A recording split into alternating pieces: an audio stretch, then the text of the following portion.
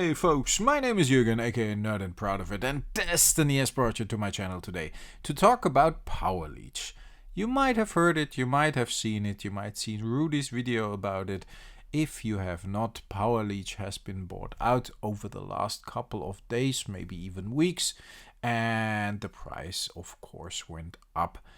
I talked about this with Ozzy, a good friend of the channel, who mentioned in my last Antiquities video, hey, you don't have a Powerleech, you should watch out, because I've seen they are disappearing from TCG Player.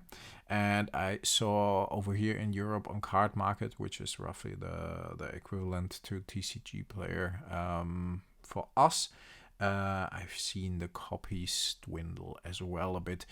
In general, I need this one for my collection, so I bought it before the Rudy video came out, based on the talk Ozzy and I had, and I was thinking about the price. And in general, I normally am pretty aware of what the price is, and I don't want to pay too much for a certain card, and I try to get it if I need it for my collection, especially for the Antiquities, which I want to finish this year, my Antiquities set. I try to get it on time before the price gets too high, and then I have to pay a lot more than I probably would have if I pulled the trigger earlier. But I was looking at the card on Bazaar of Magic here in the Netherlands, and they had a near mint one for $50. And I was looking at the card at 3-for-1 trading in Austria, and I wanna place an order with them anyways in September again. I got some cards in my site, or cards I'm targeting. Let's say it like this. Cards I'm interested in, but September is still a couple of weeks. It's the 30th today, but still, probably I will place the order like in 1 or 2 weeks. All depends on everything, like paycheck and spend that month money that is needed and so on. So I have to check towards the end of the month what my monthly allowance for myself is when it comes to buying cards.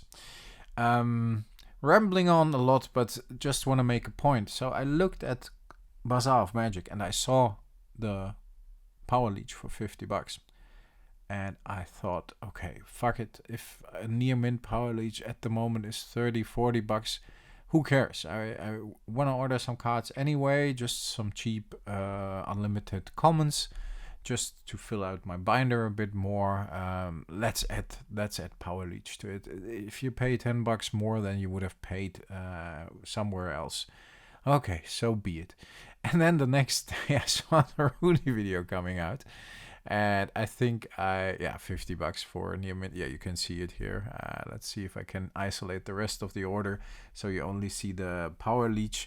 I wanna of course show you the rest of the order as well, but I'm gonna make another video for the unlimited stuff. It's okay. It's okay to overpay by a couple of bucks sometimes. I wanted the card. I will get a near mint copy. I hope it will arrive this week so I can put it on video. It doesn't have to do anything with heavy FOMO this time, like with the metal workers. I released a video for that.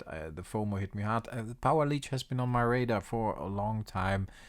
I want to have it for my antiquity set, and I think it was a good moment to pull the trigger. And then who cares if you pay $5 or $10 more? I mean, in under...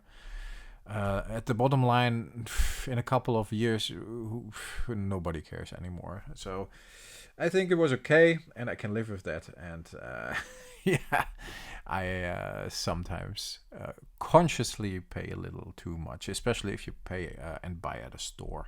You might find it on like Card Market or TCG Player for a couple of bucks less, but the hassle if the grading isn't accurate or whatever. At Bazaar of Magic, if I'm not happy with the order, I can simply send it back. The same goes for 3-for-1 trading. I stopped ordering at the German guys, Trader, because a couple of orders I wasn't happy with. I think they consciously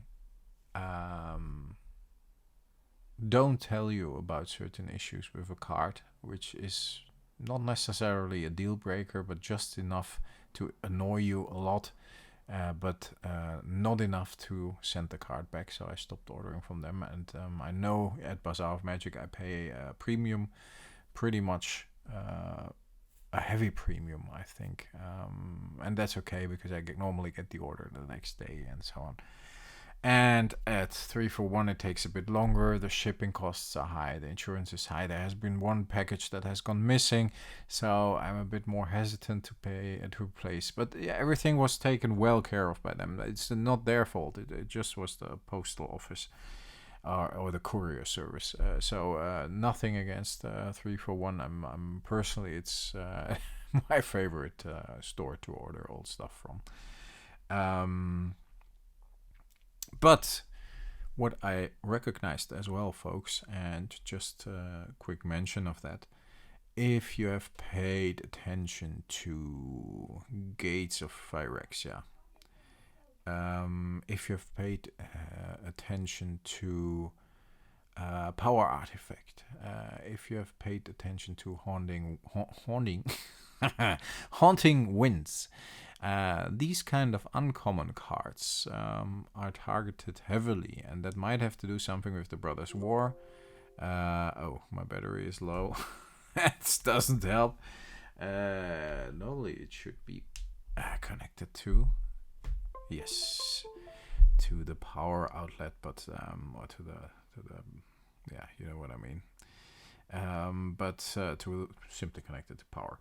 And now it is. Not want to get distracted, folks, but I think these kind of cards, maybe somebody knows something, maybe somebody has insider info, but in general I've seen the Power Artifact go up immensely over the last couple of years. The last buyout it was targeted heavily. Now I see copies disappearing again.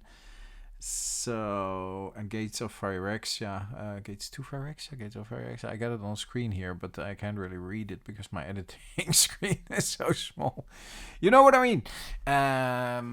Price has been going up as well, and these uncommons, reserved list antiquities uncommons are holding well, so just be aware of that, folks.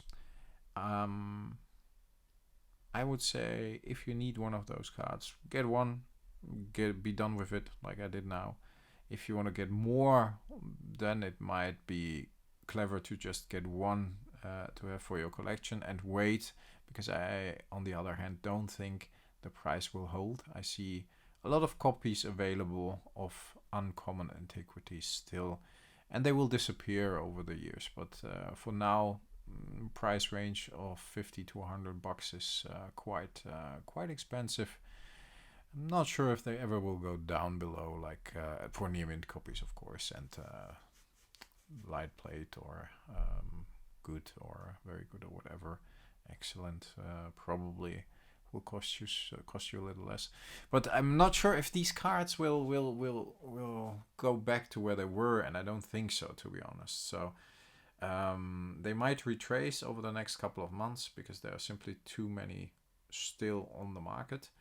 But in the end, in a couple of years, at a certain point, they won't retrace anymore and they will just go up. So it's a bit...